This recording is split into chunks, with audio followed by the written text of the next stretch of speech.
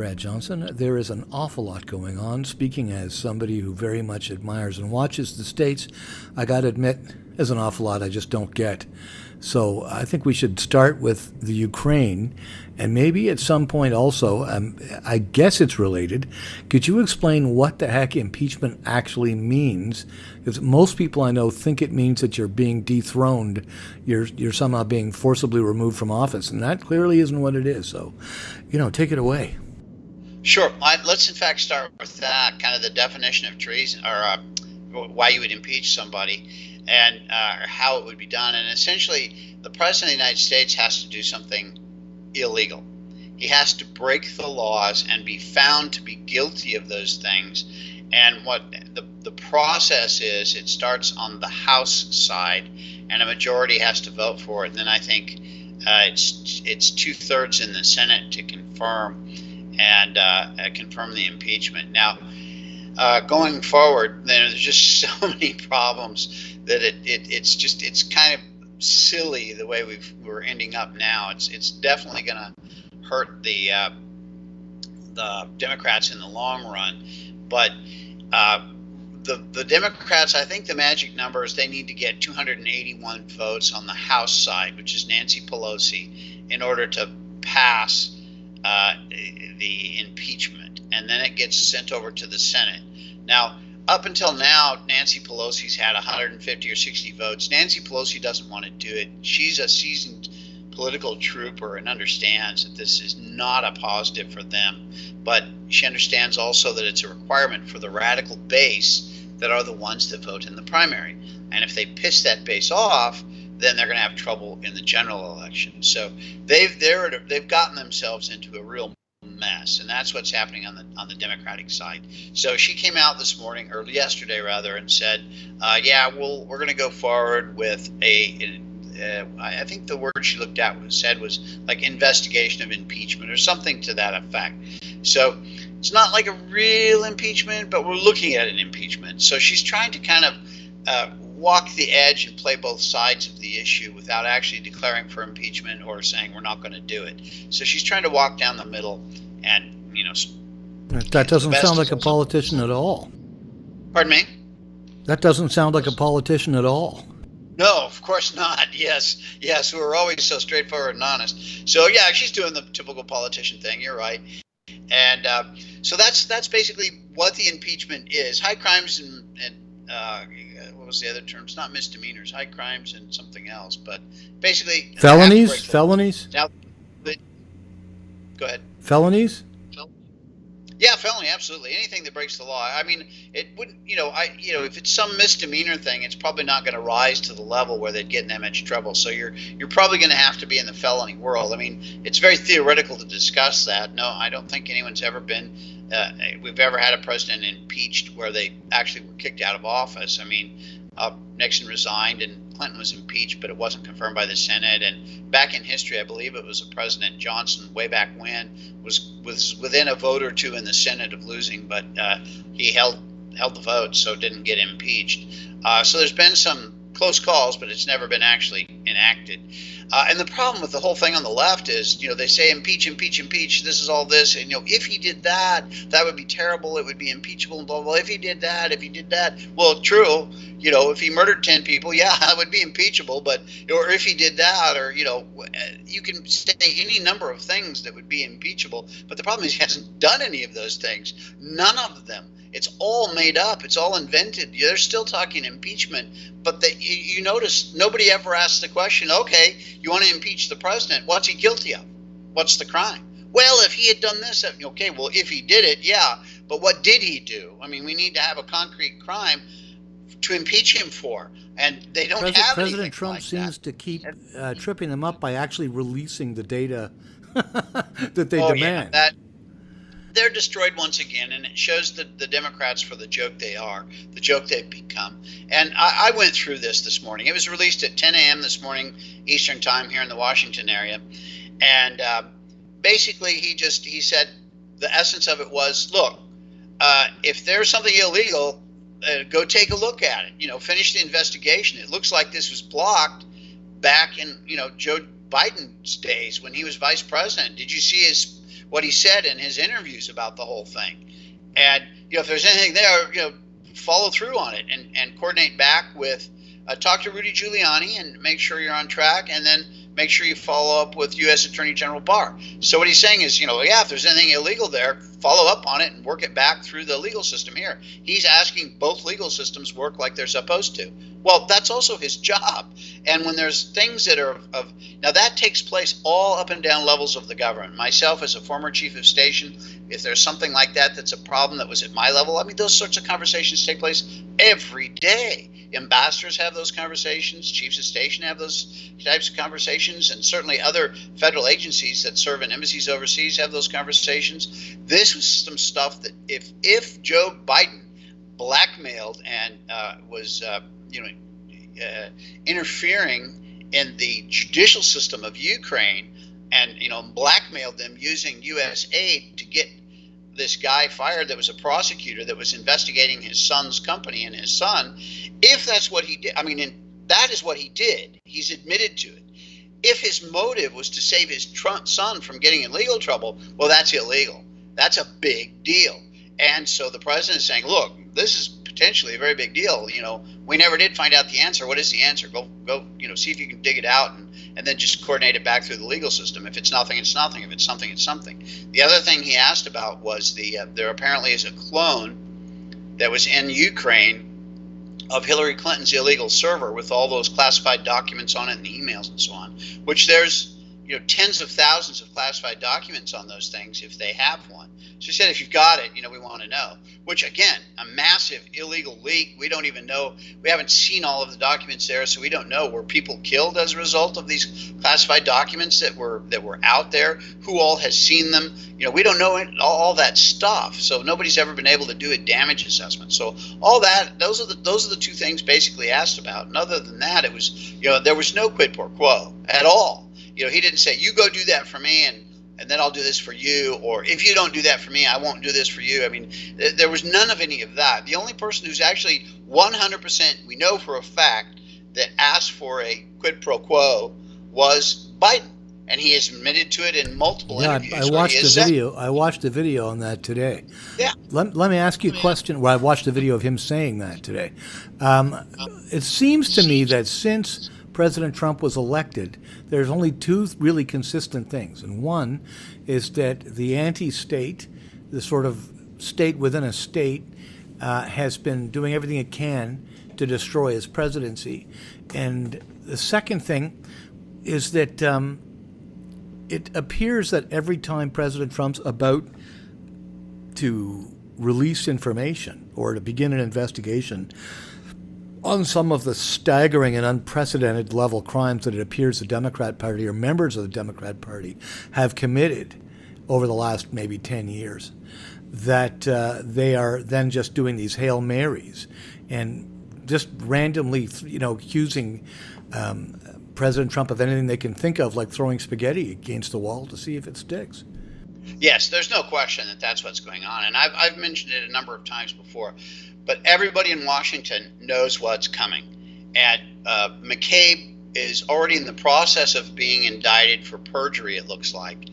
It hasn't come out, so we have to wait for confirmation. But that's what it looks like. He lied under oath 3 or 4 times, maybe 5, it appears, and so is probably going to be indicted, probably for perjury. So we'll see. That has to play out over the next week or 2 or something. But beyond that, the FISA request that was originally done. And don't forget, some of the signers on that were former FBI Director James Comey, former Deputy Director of the FBI Andrew McCabe, who's already going to be indicted now for the perjury stuff, probably. And then also you have the former Attorney General and former Deputy Attorney General, or both were former Deputy Attorney General, U.S. Attorney General, and that was Rod Rosenstein and Sally Yates. Let's not forget, those are just a few. There were other people who also signed those things. That's the initial FISA request, and then the 3 extensions. All of those, throughout the very beginning, all of them knew perfectly well that all of the information was based on the Steele dossier, and that the Steele dossier was pure BS. They all are documented to have known it was BS, but used it to request the warrant of this FISA judge. So that's fraud, or perjury or both in going forward, because they had to assure that judge, they had to testify to what's being contained in there to be based on intelligence and to be true and correct. All of that which is false. There was no intelligence in that. The Steele dossier was a political document bought and paid for by a political campaign. It was opposition research. That is not intelligence. And then also they were saying it's true and they knew it wasn't. So that's why it's fraud, perjury, probably both, something along those lines. All that remains to be seen. That will come out eventually. Everybody knows that's coming. Everybody. There's no, mistaken confusion, anything. So they're trying to preposition themselves to blame Trump for anything and everything, as you say, throw spaghetti at the wall, throw mud at the wall, throw whatever they can throw to try and make it stick. Now on this, a couple of very important details about what this current thing is in Ukraine. First of all, that guy that everybody is calling a whistleblower, that is factually incorrect. That person was never a whistleblower. That is wrong. A whistleblower, under the definition, and this is how the intelligence community works, which is, everyone knows, that's my background, out of former CIA, retired out of the CIA, and the intelligence community. So a whistleblower is somebody who works within the IC, within the intelligence community, who sees something being done wrong within the intelligence community, and he reports that to the authorities because they're doing something illegal or wrong or immoral or whatever. That then has protection under the law. That whistleblower, the way those laws are written is precisely that. It doesn't say that you're a whistleblower if you report on the Supreme Court. It doesn't say you're a whistleblower if you report on Congress. It doesn't say you're a whistleblower if you report on the president. None of those things. You are only a whistleblower if you're an IC person reporting on the IC. That did not happen. And so from the very beginning, from the first day this came out, it was illegitimate. That person does not have those protections under the law as a whistleblower. That person then, and also it's all false reporting. The person didn't even have firsthand access. It was secondary access. He heard about what was said and then went and reported this to the IG. The IG is a guy named Michael Atkinson. Now here's my question. Michael Atkinson then took that, did what normally he would be supposed to do, reported up to his boss, which is Joseph McGuire, who's acting DNI, Director of National Intelligence, who is his boss. And the real question is, why did Atkinson take that and say, oh, this is a valid complaint, it looks very reasonable, and pass it on up, and then suddenly it ends up in the hands of Congress, it ends up in the hands of the Washington Post? I mean, it's too pat. That was all leaked. And so I would look closely at Atkinson, and personally I would put him into the category, without really having looked at him closely, but I would put him into the category of this resistance movement, the anti-Trump internal movement. His background was all attorney general stuff. So he was working out of those same offices with those same people that were the guys that signed this FISA request. So he's out of that same batch of people. So I would say this was all 100% politically motivated. The individual who's the supposed whistleblower is somebody who's already left the government. So it's somebody up there, probably an NSC, heard about all this stuff, was looking for a chance to try and screw over Trump, made this report. Atkinson backed him up on it for the same political motives. So I think this is a political hatchet job. There's very little way that this can be anything else. Now, what's being looked at right now is, what's being looked at is what protection does that whistleblower have, if any, if he can't really be a whistleblower. So does that guy's identity come out? Do we see who it was? Do we see that he's a political apparatchik? If that does come out, I'm telling you right now, that's what that guy is. This is a political hatchet job. That guy had a political motive for doing all of this, and Trump didn't do anything. There's no illegal activity thing that took place in the middle of all of that. So Trump is free and clear, and they're going to try to spin this into this or that or the other. And they'll, it's a typical con job. They're going to say, see, proof, impeachment. We need to impeach. Okay, what was the proof? Well, he asked for this and that and tit for tat and quid pro quo and blah, blah, blah. Well, where was it? Tell me. Let's see the phrase that was in that conversation that you're claiming is illegal. Where is it? And they're never going to say, because there isn't anything like that. This is all politically motivated. It's all for multiple reasons, multiple layers to this, but it's first of all to appeal to that radical left-wing base that still cannot adjust to the fact that Trump kicked their rear ends in an election and has just outdone them at every turn. They just can't handle that. And so you've got this radical base that is the center of power of the Democratic Party nowadays. They have to have that vote. And a lot of these congressmen are worried about being primaried and kicked out. And so they have to appeal to this base. That is just a plain fact of what's going on. The other half of it is they see coming down the pike, like I said, all of the problems out of this Vice investigation. When all that hits, their only defense is to say, well, you guys are guilty of this too. President Trump has done X, X, X, X, X, and Kavanaugh's bad. All this is bad. You guys are guilty of all this same stuff. That's their only defense. What else can they do? So that's their only option, and they're trying to build every case they can to try and point to all of these things. But the problem is, Trump's better at all this than they are. Trump's ahead of them on every step of the way, and he's not guilty of any of this stuff. So it's backfiring to them, because anyone who's not that radical, which is a fairly small percentage of the voters, but they're the ones who vote in the primaries, all of the rest of those people that are required to vote Democrat in the main elections are being turned off by this. But the Democrats are trapped. They have no other option, because they have to win first in the primaries in order to go to general election. And the only way to win in the primaries is to appeal to this radical bloc. Once the election comes, I think they're going to have a very, very difficult time. I would say we're looking at a major catastrophe in the 2020 elections coming up. An easy win where, a lot of things can happen between now and November 2020 for the elections. But, right now, this could be a 40-state sweep for President Trump under the circumstances that we see developing, and especially when this legal stuff hits. People are tired of being lied to. We see it out of the mainstream media. We see it out of Democratic politicians, and we see it out of some of what I call the rhinos, the Republican and name-only guys. The liberal Republicans are just as guilty of a lot of this stuff. They're not standing up for the president like they need to be, and it's kind of a shame, because the president's doing all the stuff they've said they want to do all along, all the conservative things, protecting U.S. interests, bringing jobs back, bringing manufacturing back, low unemployment, all the things, and being very inclusive, the lowest unemployment rates for most of the minorities that we've ever had, and the poverty rates at the lowest they've ever been for Latino and Black population in the United States. They're the lowest rates they've ever been.